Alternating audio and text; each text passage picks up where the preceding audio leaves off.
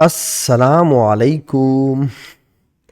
बेटा मैं अपने नेक्स्ट डिस्कशन लेक्चर के साथ स्टार्ट कर रहा हूँ। मैं आपके साथ डिस्कस कर रहा था अक्टूबर नवंबर 2023 और उसका variant 22।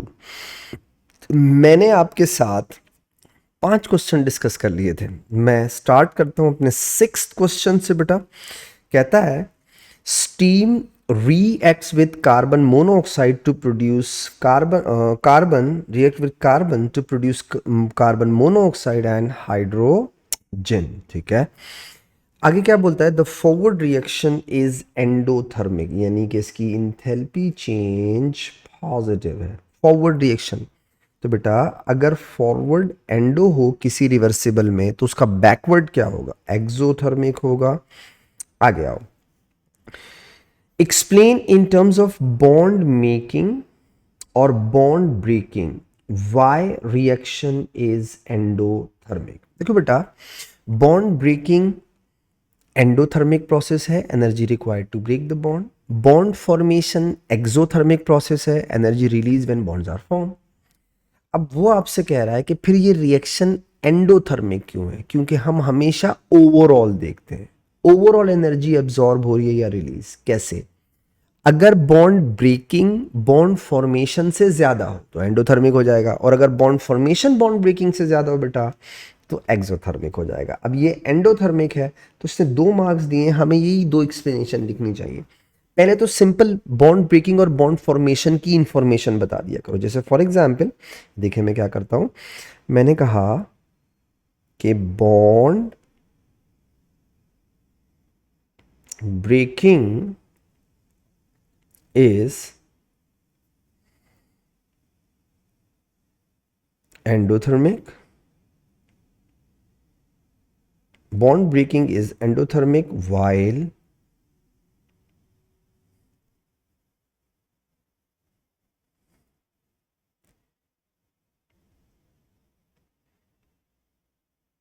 bond formation is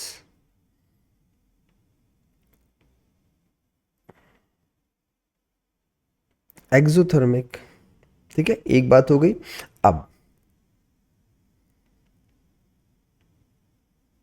Y पूछा है उसने, ठीक है, हमें रीजन बताना है।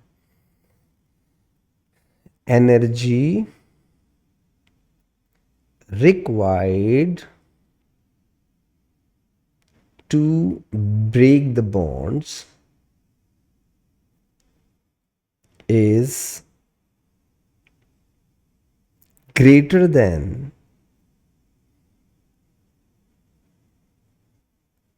energy released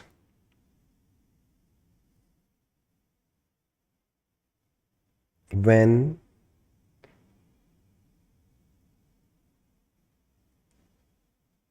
bonds are formed।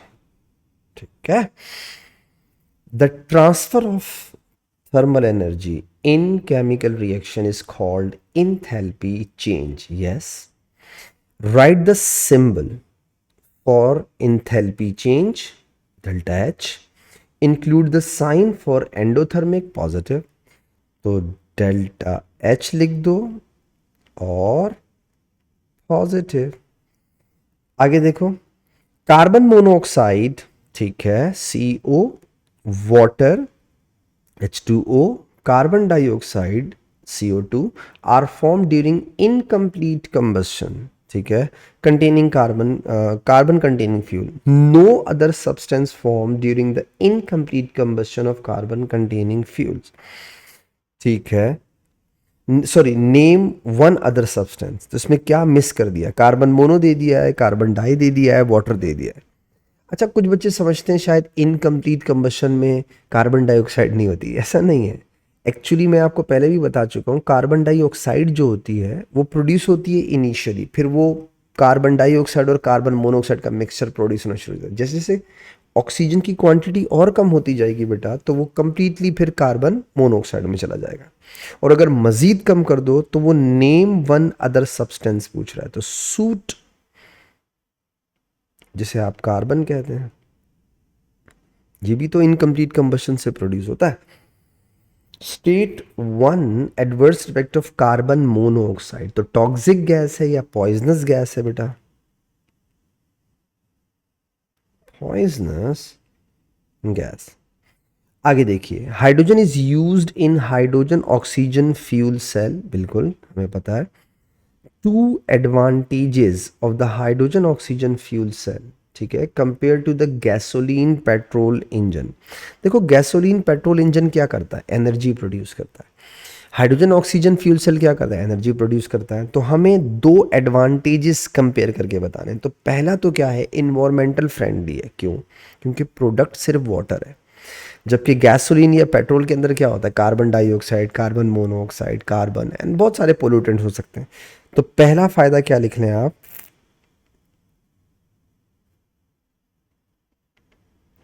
Environmental friendly है,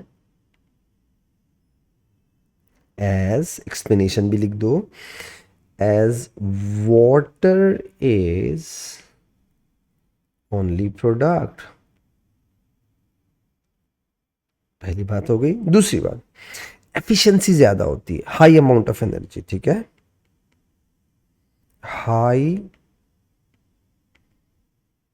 एफिशिएंसी एंड हाई एनर्जी, ज्यादा एनर्जी प्रोड्यूस करता है, ठीक है। आगे देखिएगा, क्वेश्चन नंबर 7 पे आते हैं बेटा। Dilute hydrochloric acid react with aqueous sodium carbonate, ठीक है। क्या बोलते हैं आगे? A student titrates 20 centimeter cube of a student titrate 20 centimeter cube of 0.025 मोल पर डीएम क्यूब सोडियम कार्बोनेट, ठीक है, aqueous sodium carbonate with dilute hydrochloric acid using methyl orange indicator. Okay, तो आपको 20 centimetre cube of 0.025 sodium carbonate दिया हुआ है, तो मतलब आपको सोडियम कार्बोनेट का V दिया हुआ है और C दिया हुआ है, और मिथाइल ऑरेंज इंडिकेटर यूज़ किया हुआ है, ठीक है। मिथाइल ऑरेंज एसिड में रेड होता है और एल्कली में येलो होता है या बेस में येलो होता है। A volume of 15.5 centimetre cube of dilute hydrochloric acid react exactly with 0.025 mole per dm cube aqueous solvent. Calculate the concentration in mole per dm cube of dilute hydrochloric acid. पूरे titration का सवाल summarise करके दे दिया, छोटा सा 3 marks का। कोई बात नहीं, जरा मेरी बात को सुनिएगा, स्टेप बाय स्टेप समझा देता हूं, जरा देखिए। सबसे पहले तो बेटा सोडियम कार्बोनेट की क्या क्या क्वांटिटीज आपको गिवन है वो देखो। आपको वॉल्यूम दिया हुआ है 0.02, आपको कॉन्सेंट्रेशन दी हुई है 0.025, तो आप मोल्स निकाल लें, एन बराबर होता है सी इंटू वी के, 0.025 इंटू 0.02, तो आपके पास सोडियम कार्बोनेट के मोल्स आ जाएंगे। मैं निकालूं मोल्स, ये कितने आएंगे बेटा? 0.025 इंटू 0.02, ये हो गया बेटा 0.25 5 इंटू 10⁻⁻⁴, ये आ गया आपके पास मोल्स ऑफ सोडियम कार्बोनेट। अब बताओ बेटा यहां रेशो क्या है? 1:2 का। तो बेटा 1 मोल और 2 मोल्स, सोडियम कार्बोनेट के मोल्स हैं कितने बेटा? 5 इंटू 10⁻⁻⁴। HCl के मोल्स निकाल लो, x बराबर होगा 5 इंटू 10⁻⁻⁴ इंटू 2, आपके पास मोल्स ऑफ HCl आ गए, मल्टीप्लाई बाय 2, ये आ गया 1 इंटू 10⁻⁻³ मोल्स आ गए, मोल्स। उसने क्या पूछा है? कॉन्सेंट्रेशन। HCl के आपके पास मोल्स हैं 1 इंटू 10⁻⁻3, वॉल्यूम कितना है 15.5 यानी 0.0155, कॉन्सेंट्रेशन पूछ रहा है, बता कैसे निकालेगा? C is equal to N upon V से। तो मोल्स हैं तुम्हारे पास 1 × 10⁻³ वॉल्यूम है 0.0155 डिवाइडेड बाय 0.0155 0.0645 तो मैं इसे ले लेता हूं 0.0645 आंसर। सिंपल सा सवाल। आगे देखिएगा, state the colour of methyl orange in alkaline solution. Yellow याद रखना है आपने, थाइमोल्फथलीन, मिथाइल ऑरेंज, फिनोल्फथलीन भी याद रख लो, पागल है ना, दे सकता है। फिनोल्फथलीन, लिटमस और यूनिवर्सल इंडिकेटर, ये कलर्स आपको याद रखने, ठीक है, खामा में एक एक मार्क लूज मत कर देना।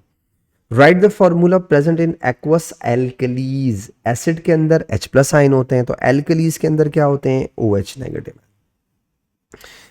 फिर से मोल का सवाल आ गया। Calculate the volume measured eight RTP of carbon dioxide produce. ठीक है, when 2.65 gram of sodium carbonate reacts with excess of hydrochloric acid। तो इसका मतलब ये हो गया, amount of carbon dioxide sodium carbonate पर डिपेंड कर रही है, क्योंकि HCl क्या है, एक्सेस है। HCl को एक्सेस खुद ही कह दिया उसने, और प्रोडक्ट किस पे डिपेंड करती है, लिमिटिंग पे बेटा। तो हो जाएगा, इसका मास दिया हुआ है, इसका वॉल्यूम दिया हुआ है, 2 मार्क्स का सवाल है। इसका अपना ओरिजिनल मास होता है 106, तो 106 ग्राम से क्या मिल रहा है आपको, 1 मोल ऑफ कार्बन। 1 मोल का वॉल्यूम RTP पे कितना होता है, 24 dm³। तो 2.65 gram gives you the x, cross multiply करो तो x बराबर होगा 2.65 इंटू 24 डिवाइडेड बाय 106। तो आपने कहा 2.65 इंटू 24 डिवाइडेड बाय 106, 0.6 dm³। और ये सेंटीमीटर क्यूब में पूछा है, तो मल्टीप्लाई बाय 1000 कर दो। एक तरीका हो गया। एक और तरीका हो सकता है, कुछ बच्चों ने इसको ऐसे सॉल्व किया और 2.65 डिवाइडेड बाय 106 मोल्स निकाल लिए, 2.65 डिवाइडेड बाय 106, ये हो गया 0.025 मोल्स आ गए सोडियम कार्बोनेट के। रेशो क्या है, 1:1 का मोल्स रेशो से। तो जो मोल्स सोडियम कार्बोनेट के, वो मोल्स कार्बन डाइऑक्साइड के। तो मोल्स ऑफ कार्बन डाइऑक्साइड आपके पास आ गए। भाई 1 मोल का वॉल्यूम कितना होता है, 24। तो बेटा 0.025 का कितना होगा, x मल्टीप्लाई बाय 24। आंसर फिर से क्या आ गया, 0.6 dm³, यानी कि 600 सेंटीमीटर क्यूब। तो चाहो ये वाली वर्किंग कर लो, चाहो ये वाली वर्किंग कर लो, आंसर दोनों में सेम आ रहा है बेटा। तो कुछ बच्चे डायरेक्ट कर लेते हैं मास और वॉल्यूम के रेशो से, कुछ लोग मोल्स का रेशो निकाल के उससे सॉल्व करते हैं, आंसर सेम आएगा। आगे आ जाओ। Hydrochloric acid is strong acid. ठीक है, define the term strong in the phrase of strong. देखो बेटा, एसिड 2 तरह के होते हैं, स्ट्रॉन्ग और वीक। स्ट्रॉन्ग एसिड किसे कहते हैं, जो कंप्लीटली डिसोसिएट होते हैं, और वीक एसिड किसे कहते हैं, जो इनकम्प्लीटली डिसोसिएट। तो आप स्ट्रॉन्ग एसिड के लिए क्या बोलेंगे बेटा, एसिड्स which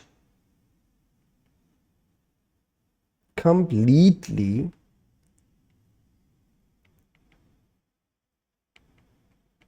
dissociate। बेटा आगे देखिएगा, oxides of nitrogen contributed to acid rain। बिल्कुल सही कह रहा है। State 1 other adverse effect of oxide of nitrogen. तो फोटोकेमिकल स्मोक, फोटोकेमिकल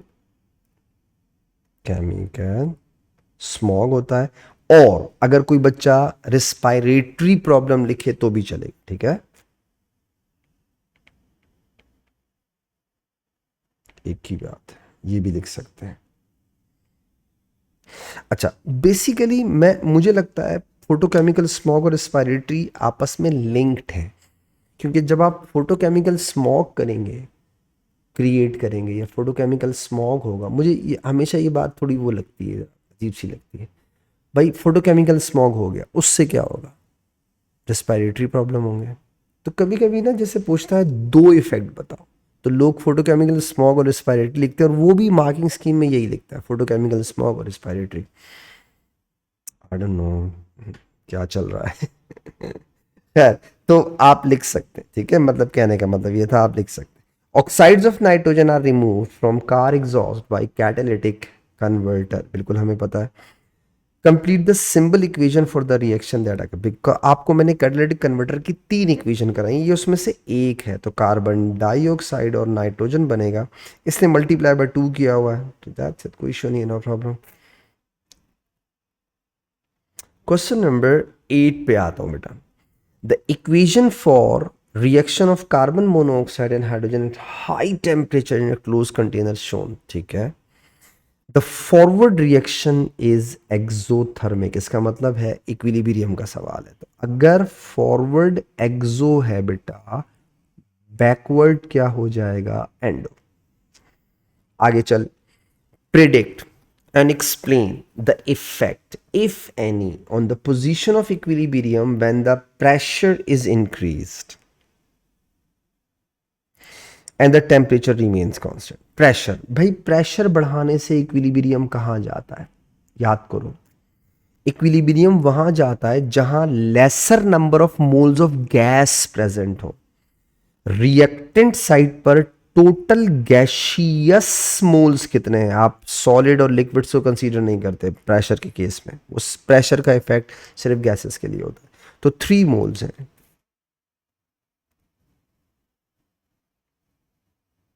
और बेटा प्रोडक्ट साइड पे कितने मोल हैं, 1। अब आप बताएं प्रेशर बढ़ाएंगे तो कहां जाएगा, जहां मोल्स कम हो।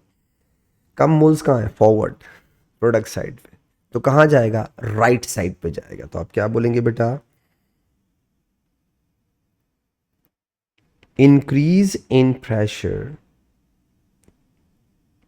will shift equilibrium where lesser number of moles of gases are present, hence equilibrium shifts in right, right पे शिफ्ट होगा क्योंकि कम मोल्स हैं उसमें। Predict and explain the effect, ठीक है, position of equilibrium when temperature is increased, okay the pressure remain. पहले तो simple सी बात सोचो, प्रेशर इंक्रीज करने से जाता कहां है, जहां हीट एब्जॉर्ब हो रही हो, ठीक है, तो आप सॉरी टेम्परेचर इंक्रीज करने से जाता कहां है, जहां हीट एब्जॉर्ब हो रही है। जब आप किसी रिवर्सिबल रिएक्शन में टेम्परेचर बढ़ाते हैं तो इक्विलिब्रियम वहां चला जाएगा जहां हीट एब्जॉर्ब हो रही हो। तो बेटा फॉरवर्ड रिएक्शन में तो हीट रिलीज हो रही है, बैकवर्ड रिएक्शन में हीट एब्जॉर्ब हो रही है, तो आप टेम्परेचर बढ़ा रहे हैं, ठीक है, टेम्परेचर इंक्रीज किया है आप, तो बैकवर्ड चला जाएगा, ठीक है। तो आप लिखेंगे, एक ही मार्क का है ना तो जरा कम कम लिखते हैं। Equilibrium shifts to the left यानी backward because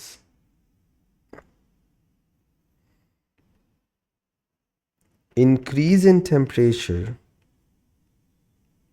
will shift equilibrium where heat is absorbed, endothermic, that's it।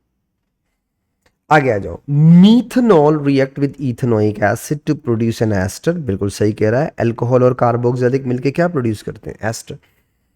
Name the ester, methyl, methanol से क्या बन जाएगा, मिथाइल, और इथेनोइक से क्या बन जाएगा, इथेनोएट, तो क्या नाम हो गया, methyl ethanoate organic. Displayed formula, eth में 2 कार्बन, डिस्प्लेड बोल रहा है, डिस्प्लेड का मतलब होता है each and every bond have to be shown, और मीथ में 1 कार्बन बेटा, ईथ में 2, मीथ में 1, ये हो गया डिस्प्लेड फॉर्मूला। वो रॉकेट साइंस थी नहीं, बच्चों वाली चीज। आगे देखो, methanol is a member of alcohol homologous series, yes. Describe two journal characteristic homologous series. अल्लाह, इतनी सारी आपको पता है। Series of compound in which adjacent member differ by CH2, they have journal formula, they have same functional group, similar chemical, different physical property। वो आपसे सिर्फ 2 पूछ रहा है, आपको इतनी सारी आती हैं। कुछ भी लिख दें, मर्जी है। एडजेसेंट मेंबर मैं अपनी तरफ से लिख रहा हूँ, आप कुछ और भी लिख सकते हैं अगर उनके अलावा आपको कुछ याद आ रही है तो। उसने सिर्फ 2 पूछी है। Adjacent member differ by CH2 unit, पहली बात। और नंबर 2 बेटा, सेकंड बात जो इसमें आपको पता होनी चाहिए वो क्या है, similar chemical different physical property. ठीक है, जो मैं बता रहा हूं, वरना आप जनरल फॉर्मूला भी लिख दे, मैंने कहा ना बहुत सारी चीजें और लिख सकते हैं। Similar chemical but different physical properties, that's it। Question number 9 पे आ जाओ बेटा। Table 9.1 shows the melting points and relative electrical conductivities of the 3 elements। ठीक है, कैल्शियम दिया हुआ है, कार्बन दिया हुआ है, डायमंड और आयोडीन दिया हुआ है। ठीक है, मेल्टिंग पॉइंट देखें, इस आयोडीन का सबसे कम है, इनका ज़्यादा है, डायमंड का सबसे ज़्यादा है, जाइंट होता है। कैल्शियम का because of metallic bond. Relative electrical conductivity, ये गुड है, ये पुअर है, ये पुअर है। गुड क्योंकि मेटल है, मेटल में सी ऑफ डी लोकलाइज या सी ऑफ मोबाइल इलेक्ट्रॉन्स होते हैं, डायमंड और आयोडीन में नहीं होंगे। ठीक है, अब देखते हैं पूछ क्या रहा है, जरा देखें। Use ideas about structure and bonding to explain. ठीक है, the difference of the melting point of diamond and iodine. तो बेटा ये आपके पास कॉपीज में भी लिखे होंगे, diamond is giant molecular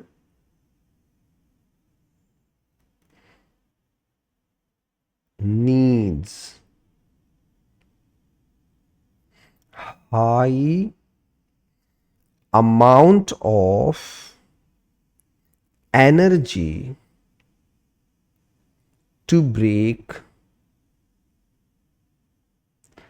network of strong covalent bonds। ये हो गया किसके लिए बेटा, डायमंड के लिए। अब आ जाओ आयोडीन के लिए। आयोडीन इज, अच्छा अगर आप अपनी कॉपीज देखें ना तो आपको ये सब नजर आ जाएगा।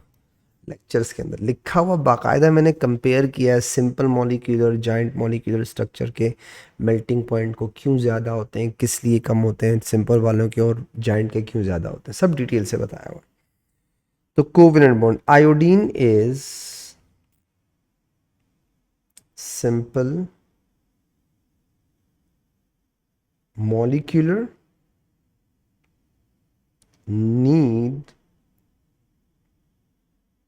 small amount of energy to break weak intermolecular forces।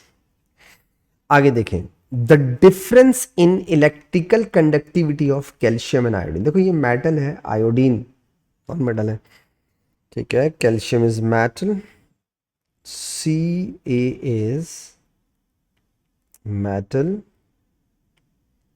and having C of delocalized या mobile electrons, while iodine does not. सुन नहीं है. Diamond and graphite are different form of carbon, allotropes कहते हैं इनको. ठीक है, याद होगा आपको. अच्छा, explain in terms of structure why graphite is a lubricant. आपको याद होगा ग्रेफाइट में हेक्सागोन टाइप के वो बने होते हैं एटम्स, अब अरेंजमेंट होती है और वो टू डायमेंशनल की वजह से लेयर बनाता है और लेयर स्लाइड करती है. दैट्स वाई आप उसे एज अ ल्यूब्रिकेंट यूज करते हैं. ठीक है, तो atoms in graphite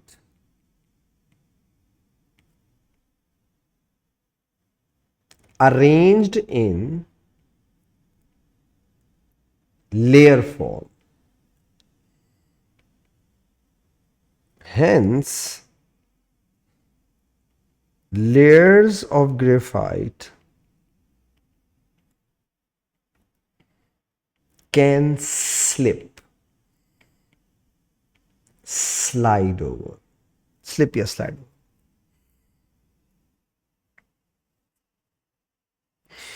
A compound of sodium, iodine, oxygen contain 11.62% sodium, 64.14% iodine and 24.24% oxygen by mass. ठीक है, deduce the empirical formula. But दो स्टेप में एम्पिरिकल फॉर्मूला आ जाता है. पहला स्टेप क्या होता है, आप परसेंटेज या मास को डिवाइड कर दें एटॉमिक मासेस से, और दूसरा स्टेप क्या है, लीस्ट वैल्यू से डिवाइड कर दें, आंसर आ जाएगा. सोडियम का मास दिया हुआ है 11.62, आयोडीन का मास दिया हुआ है परसेंटेज बाय मास 64.14, और ऑक्सीजन का मास परसेंटेज बाय मास 24.24. तो मास का मतलब परसेंटेज बाय मास बोल रहा हूं. ठीक है, ये दिया हुआ. Step 1 divide by atomic mass है. सोडियम का एटॉमिक मास पीरियोडिक टेबल से देख लो 23 होता है, आयोडीन 80 होता है. यस, और ऑक्सीजन 16 होता है. अगर गलत हुआ तो दोबारा देख लेंगे, वैसे मुझे लग रहा है गलत नहीं होगा. ठीक है, आगे देखें. 11.62 डिवाइडेड बाय 23, ये आ रहा है 0.505. 0.505 ये देखें क्या आता है, 64.14 डिवाइडेड बाय 80, ये आ गया 0.80, ये आ रहा है. और ये लास्ट वाला है 24.24 डिवाइडेड बाय 16, है ना. मेरा ख्याल है मैंने आयोडीन का मास सही नहीं लिया, आई एम रॉन्ग.